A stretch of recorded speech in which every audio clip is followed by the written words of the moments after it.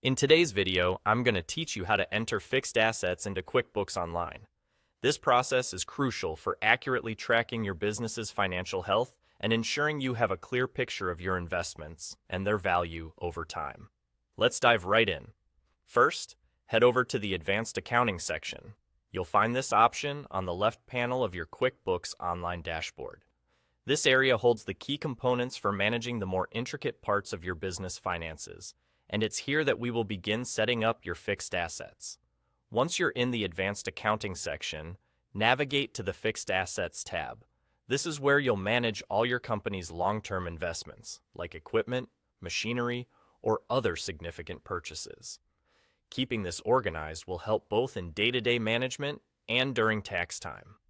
Now, to actually enter a new asset, you'll want to click on Add an Asset.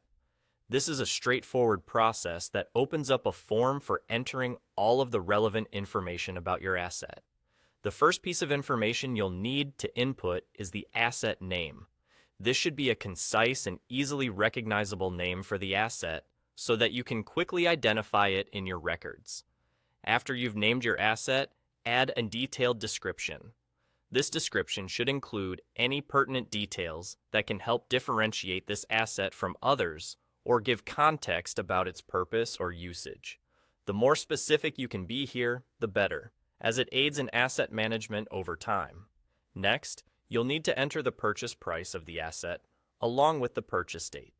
It's crucial to get these figures right, as they will affect how depreciation is calculated moving forward. Speaking of depreciation, you'll also need to enter the depreciation start date and select the method. QuickBooks Online accommodates various depreciation methods, so choose the one that aligns with your business's accounting practices. Following that, specify the useful life of the asset. This is typically expressed in years and influences how the asset depreciates over time. Don't forget to also enter the salvage value, which is the estimated residual value of the asset at the end of its useful life.